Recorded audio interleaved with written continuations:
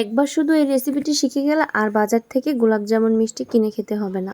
একবারে দোকানে কিনতে পাওয়া মিষ্টির মতো রসে টইটুম্বুর আর সফট এই গোলাপ জামুন মিষ্টি। ঘরে থাকা মাত্র কয়েকটি উপকরণ দিয়ে ঝটপট তৈরি করে নেওয়া যায় এই গোলাপ জামুন মিষ্টি। মেহমানকে পরিবেশন করলে একদম বুঝতেই পারবে না যে এটা ঘরে বানানো মিষ্টি।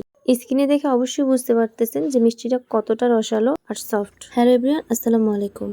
সকলকে আরজে রাইসা কুকিং অ্যান্ড ব্লগে স্বাগত। আজকের গোলাপ জামুন মিষ্টির জন্য আমাদের প্রথম উপকরণ হচ্ছে গুঁড়া দুধ। এখানে আমরা একটা বাটিতে 100 গ্রাম গুঁড়া দুধ নিয়ে নিচ্ছি, আর অন্য একটা বাটিতে নিয়ে নিচ্ছি একটা ডিম।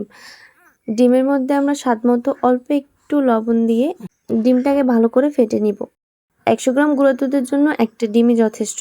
ডিমটাকে আমি কাঁটা চামচের সাহায্যে প্রায় 1 মিনিট ফেটে নিয়েছি, যাতে একবারে লিকুইড হয়ে যায় ডিমটা।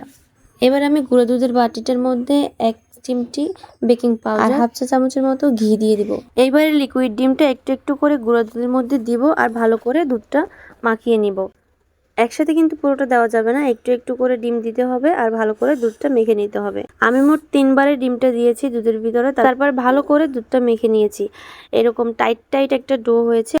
অনেকক্ষণ প্রায় 10 থেকে 12 মিনিট এটাকে মতার পর এরকম টাইট একটা ডো তৈরি হয়েছে এটা থেকে। যাতে মিষ্টি বানানোর পর মিষ্টিটা ফেটে না যায়, এর জন্য একটু বেশিক্ষণ এটাকে মথতে হবে। তারপর হচ্ছে এটা একটা ঢাকনার সাহায্যে ঢেকে দিতে হবে, প্রায় 40 মিনিটের মতো ঢাকা থাকবে। তারপরে আমি অফ ক্যামেরায় ডোটা থেকে ছোট ছোট গোল গোল মিষ্টি তৈরি করে নিয়েছি।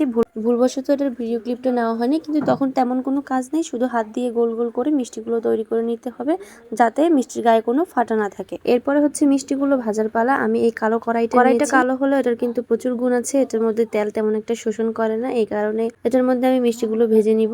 পর্যাপ্ত পরিমাণে তেল দিতে হবে, যাতে মিষ্টিটা তলায় লেগে না যায়। এরপরে তেলটা একবারে গরম করা যাবে না, হালকা একটু গরম করতে হবে, যাতে একটা আঙুল প্রায় 30 সেকেন্ডের মতো ডুবিয়ে রাখা যায়। এই পর্যায়ে তেলের মধ্যে আমাদের মিষ্টিগুলো ছেড়ে দিতে হবে। একে একে আমি প্রত্যেকটা মিষ্টি তেলের মধ্যে ছেড়ে দিয়েছি। প্রায় 3-4 মিনিট পরে মিষ্টিগুলো তেলের উপর ভেসে উঠবে। যদি সম্ভব হয় আস্তে আস্তে চামচ দিয়ে মিষ্টিগুলো ছাড়িয়ে দেওয়ার চেষ্টা করবেন। আমি ভেঙে যাওয়ার ভয়ে মিষ্টিগুলো ছাড়াইনি।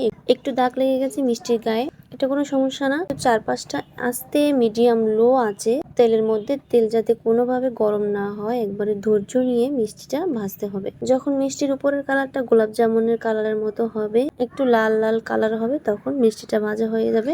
যখন মিষ্টিটা বানিয়েছিলাম তখন যেমন ছিল, ভাজার পর কিন্তু ফুলে তার থেকে ডবল হয়ে গেছে।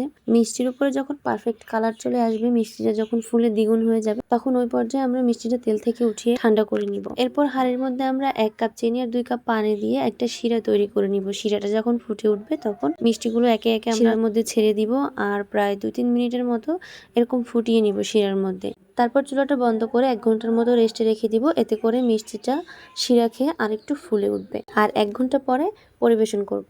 আর এই 1 ঘন্টা পর যখন আপনি মিষ্টিটা চামচ দিয়ে কাটবেন, তখনই অবাক হয়ে যাবেন যে এরকম দোকানের মতো গোলাপ জামুন মিষ্টি আপনি ঘরে তৈরি করেছেন।